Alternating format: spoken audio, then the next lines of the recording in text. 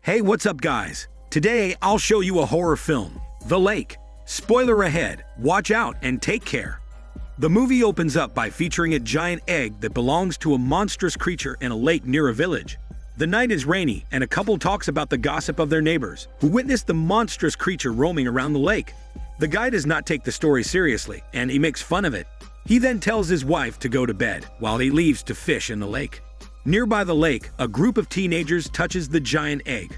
Out of nowhere, the monster emerges from the lake, and the guy witnesses it personally. In the next scene, the guy disappears into thin air as he possibly gets attacked by the monster. Times passed, and the story about the monster remains a legend, leaving the village people wondering whether the monster is real or a mere story. One day, the police receive a report from the villager, who found 2 corpses near the lake. The corpses seemingly have been bitten by the monster. The police check the area, and they find a strange slime in the net. The scene then moves to a woman named Lynn, who wakes up her younger sister, May. After the younger sister wakes up, she proceeds to wake up her drunkard brother, Kang. The two roam around the village to look around for their missing father. May walks through the rice field, and she finds the monster's giant egg. She finds a strange slime substance around the giant egg, but she ignores it and takes the giant egg with her. She takes the egg back home, and Lynn scolds her for bringing it home, since the creature inside the giant egg might be dangerous. Lynn attempts to take it away from her, but she is stubborn. She puts the egg on her bike and brings it to the lake. There, the creature inside the egg keeps moving. The curious May then feels its movement.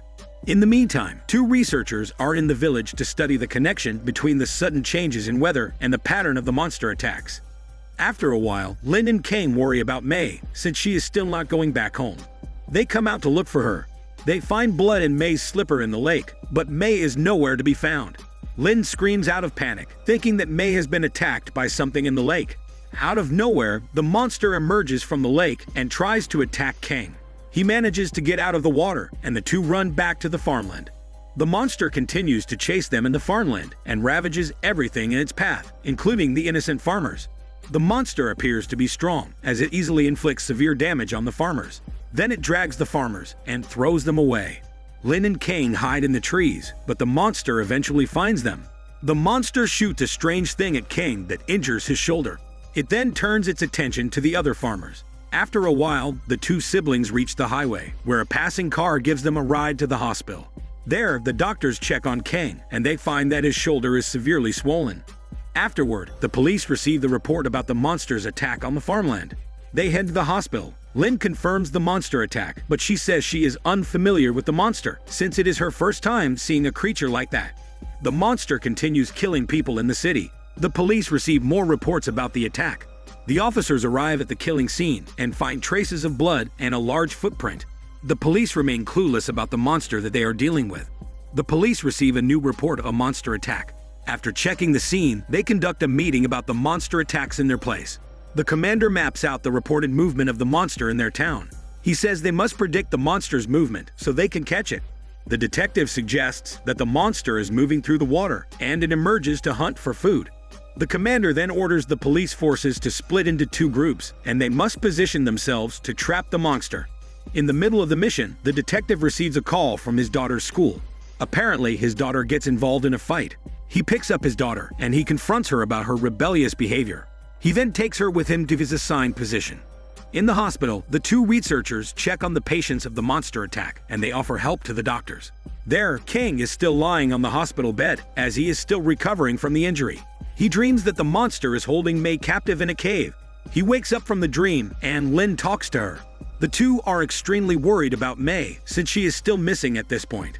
King goes to the bathroom and takes a look in the mirror. His vision is becoming blurry, as he notices the bandage on his throat. He checks his shoulder, and to his surprise, he finds strange slime on his shoulder wounds. At this point, he is also unable to speak, but he suddenly gains a vision of May and the creature. This implies that Kang developed a connection with the monster after it injured his shoulder. He rushes outside and informs Lynn that he knows May's whereabouts. He writes the location in the paper and shows it to Lynn. The 2 then escape from the hospital to search for May. Lynn shows the location in the paper to the commander. The commander and the villagers walk through the streets, searching for the monster. Kane points to the monster's hiding place. A villager throws an improvised explosive at the monster, which alerts it. In return, the monster charges at them out of rage. A villager smashes the monster, and King also feels the monster's pain. The villagers eventually catch the monster in the net.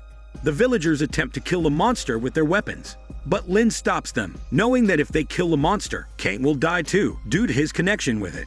To confirm this, the commander pierces the monster with a spear. He then sees King grunts in pain, and he confirms King's connection with the monster. After that, the commander puts the monster in the cage and brings it to the police station. Meanwhile, the other police officers find the egg and more big footprints. Upon checking the footprints, the detective finds the monster's slime on them. The police officers also find May, and the detective asks about her condition. The detective then takes the giant egg and May in his car. The commander heads back to the police station. There, he orders everyone to evacuate the villagers to the central temple.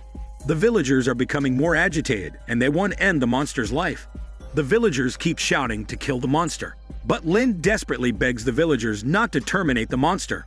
It turns out that there is another bigger monster roaming around the village. The giant monster reveals itself to the detective. In response, the detective tells his daughter and make her remain calm to avoid alerting it. The detective's daughter is shocked to witness the giant beast, causing her to scream. The giant monster then moves around their car. Thinking that his daughter's life is in danger, the detective calls the attention of the giant monster. The daughter tries to drive the car away. Unfortunately, the giant monster stops the car and shatters the car's window. It then removes the car's roof and takes the giant egg out. The daughter walks out of the car, and the giant monster roars like a goose in her face. Just then, the giant monster grabs her and tries to attack her. To save her shitty life, the detective shoots at the oxygen, causing a massive explosion that drives the monster away. After that, the detective brings his daughter to the hospital. In the meantime, the commander tells the agitated villagers to calm down. He tells them that they cannot simply kill the monster in exchange for King's life. Then, the commander receives a call from the detective, who gives him a warning that the giant monster is heading toward the populated part of the village. He then tells the commander to evacuate the villagers before the giant monster arrives within 30 minutes. After that, he deals with his severely injured daughter. He tells her to hold on for a while, but she eventually dies, leaving him devastated.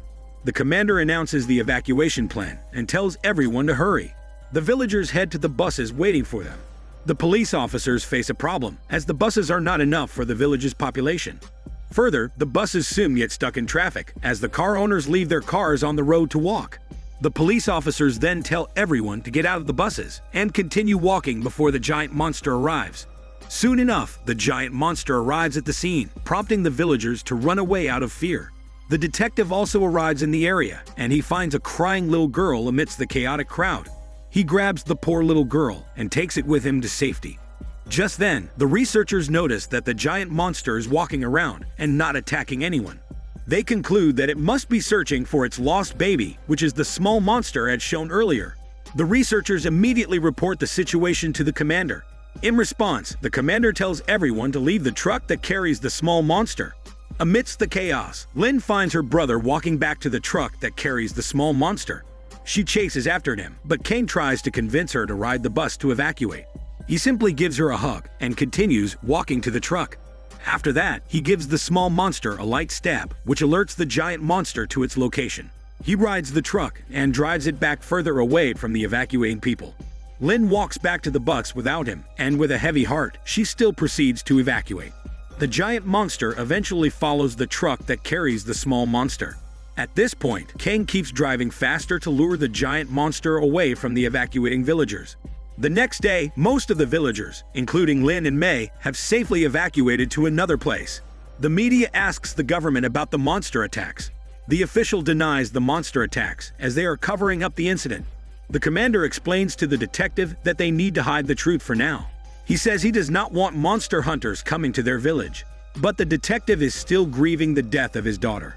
He cannot accept that the commander lies about the event after his daughter died for nothing. Because of this, he decides to resign and return his detective badge to the commander. After the incident, the villagers eventually come home to their village, and they try to rebuild their lives. The detective reflects and says that the monster is proven not to be a mere legend as everyone witnessed it. But he declares that lying about it is a monstrous act. Meanwhile, Lin and Mei visit the lake as they remember their brother who's now missing. However, the monsters never come back for 5 years, and the villagers seem to forget about it. After 5 years, the detective goes back to work. He visits a monk and confesses that he is observing May.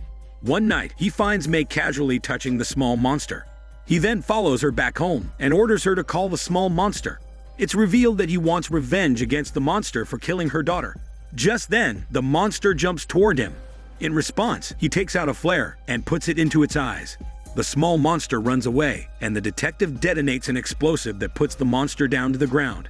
As he's about to shoot it to death, May intervenes and pleads to spare its life. At this point, he recalls the monk's lesson to him. He remembers that the monk advised avoiding being corrupted by his grief caused by the death of his daughter. The monk told him that the real monster he's chasing now might be inside his heart, and that he should get rid of the monster inside him in order to have true peace. The detective tries to shoot himself, but then he hears the voice of his daughter. He then says that he will live to search for an answer. The movie ends when May directs the detective to the cave where the monsters are hiding. He explores the cave and finds Kane's bloody clothes. The scene then moves to May vomiting an eel-like creature. This implies that May and Kane might be connected with the monsters. Back to the cave, the detective walks further until he finds a temple. On the side, he finds cave markings that portray the history of human interactions with monsters. In the end, the cave turns dark when the monster appears behind him in surprise. This is Daniel CC Movie Channel. Stay safe and enjoy your day.